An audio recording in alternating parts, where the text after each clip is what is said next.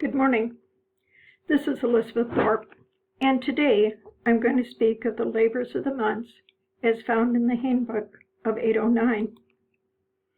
In his book, A Saving Science, Capturing the Heavens in Carolingian Manuscripts, Eric Ramirez Weaver labels the manuscript as the Handbook of 809.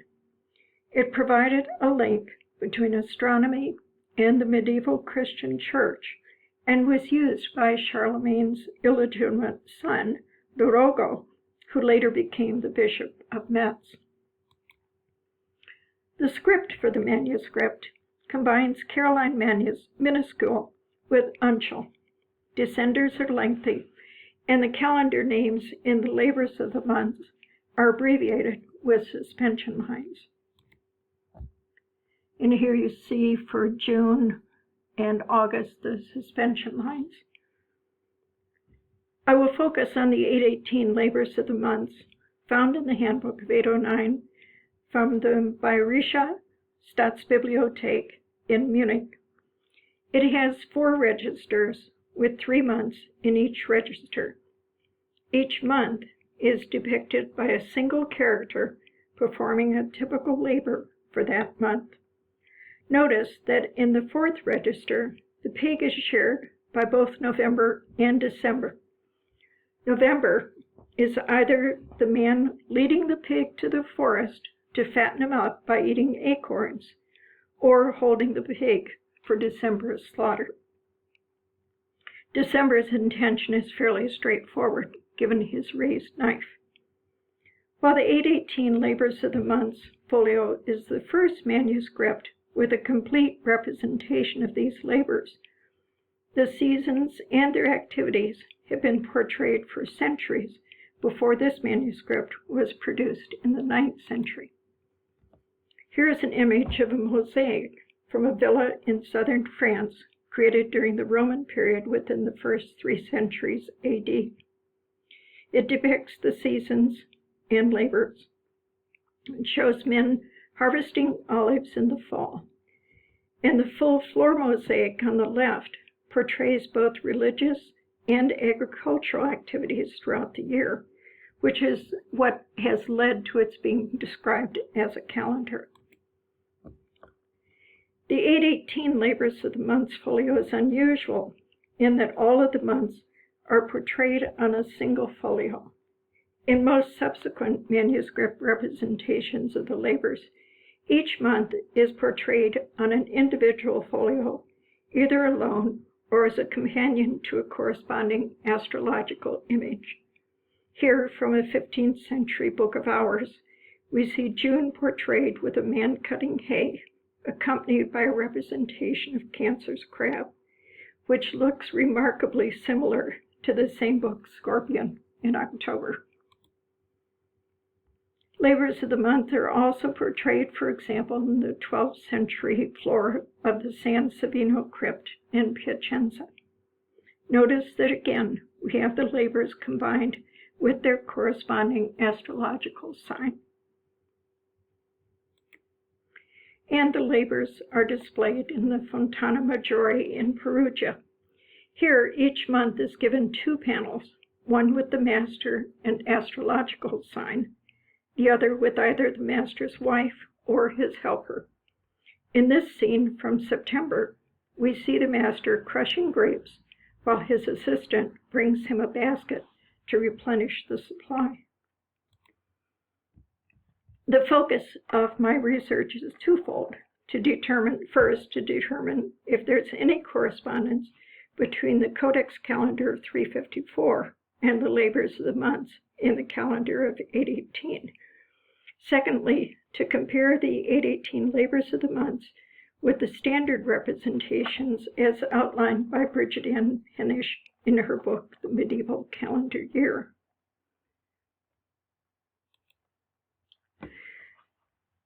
My method included reviewing the calendar images from the Codex of 354, the 818 manuscript, and a sample of the medieval images Hennish includes in her book. For the standard images, however, I used the list she provided. When additional interpretation was needed, I turned to Michelle Renee Salzman's book on Roman time for the Codex and to the website Wurtic.com for details regarding the 818 document. The next 4 slides will provide corresponding months between the Codex of 354 and the 818 labors of the month. A subsequent slide will summarize the comparison with the standard images. March of both documents are associated with spring. The Codex images of bird, goat, shepherd's dress can be interpreted as either harbingers of spring or representing the cult of Mars, whose festivals are all in March. The 818 image includes a snake, representing the end of the snake's hibernation in the spring, and the bird represents the raven returning to its nest in the spring. So both images are related to springtime, which makes them a match. In May, both figures contain flowering plants, providing another reference to spring, but more directly to May Day, or in the case of the Codex, possibly the Festival of the Roses, which takes place later in the month of May. But again, both are related to the springtime. June's representation is linked with the sickle and with the abundance portrayed in each image. The chronograph shows a full basket of apples and a blooming plant. The torch and the sundial both point to the summer solstice, which is the beginning of the harvest season, and then that harvest season is further noted by the sickle. The 818 manuscript displays a man harvesting wheat with a sickle and the stubble on the ground being left for the cattle to forage.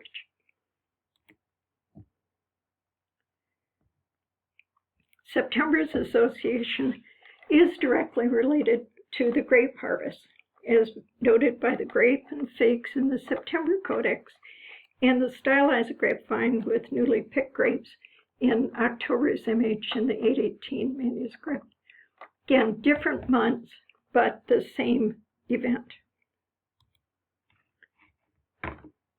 In analyzing the 8 months from the Codex, I excluded those months which Salzman labeled as solely related to pagan festivals, and comparing them with both the 818 labors and the standard images from the Middle Ages, 2 factors became evident.